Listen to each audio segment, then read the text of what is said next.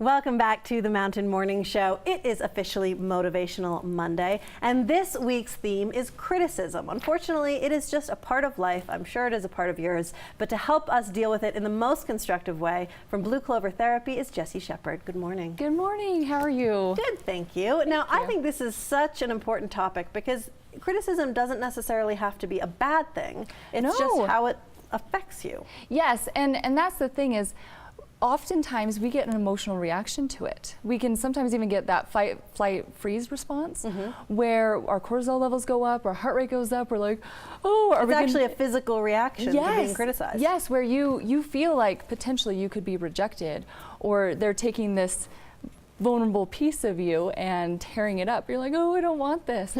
but really we need to remember that it's not meant to be hurtful. They're trying to help us. And usually we ask people for feedback or have criticism of us or the things that we're doing that we trust and that we feel can give us some good feedback.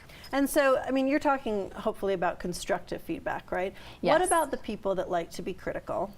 Just to be critical, because we all know, you always have that person in your life that just always has an opinion or has 2 cents. You made a really good point about just because somebody gives you criticism doesn't mean you somehow need to alter your whole state. No, we do want to take in and ask questions and understand what they're trying to tell us. Like, oh, well, if everybody that I know in my class thinks this about me, maybe I'm doing something, or but we also don't want to take that to heart, where if we're like, no, I really don't feel like I'm this or that, I feel confident in this, because we want our locus of control to still be inward, but still kind of understand our place in the environment.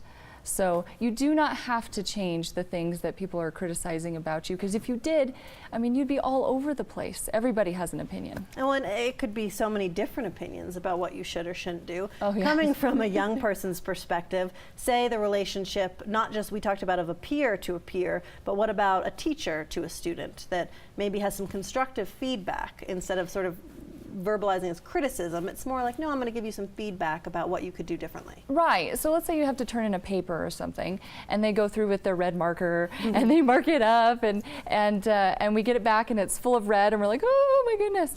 That doesn't mean it's bad. They're taking something that you've created and trying to get you to cultivate these amazing skills, right? Right. And because they're probably grading that paper, it might be good to roughly do what they're asking you to. Roughly do it. But really, I mean, feedback and criticism should be meant to help you. And so if you don't feel like it's helping you or helping you cultivate a skill or that kind of thing, just let it go. Let it go. Let it I go. like that. Don't worry about it. Yep. So does criticism always have to be negative?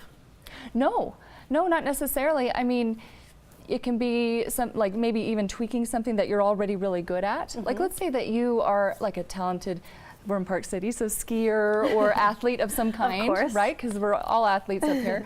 And if they take something and be like, well, if you did just this little thing, it would make it that much better.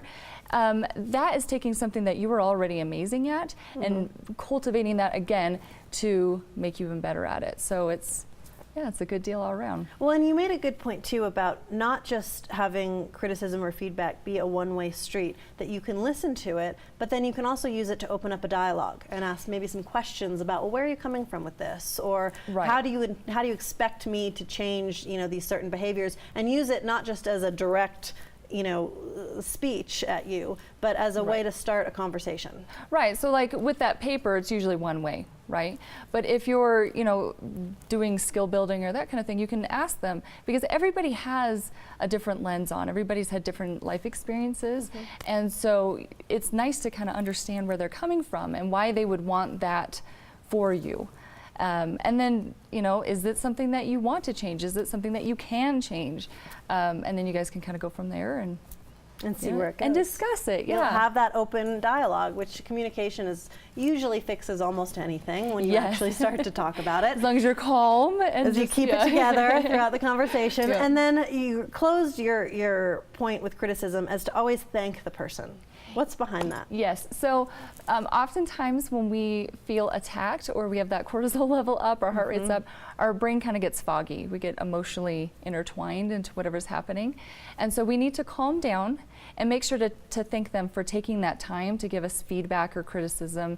Even if we have no intention of moving forward with it, they took time and they thought about the process. Specifically, if you were able to have that dialogue and discuss what was going on, thank them, because they took time out of their day to discuss that with you.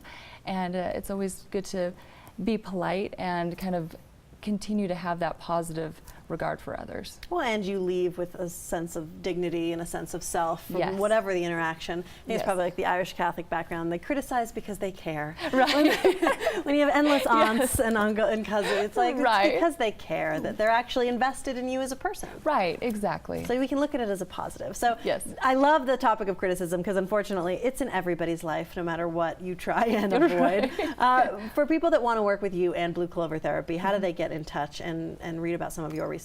So probably the best ways are our website, blueclovertherapy.com. You can also go to jessiethetherapist.com, and I have a weekly blog with these type of I love that. discussions. JessieTheTherapist.com. Jessie the Therapist, yep. That's perfect. It's like, ask Jessie. She'll fix it for you. As always, thank you for being here. Thank you. You guys are wonderful. I appreciate it. All right, for all of your mental health needs, I love it. JessieTheTherapist.com with Blue Clover Therapy. We are going to take a break here on this Motivational Monday and be back with much more on the Mountain Morning Show.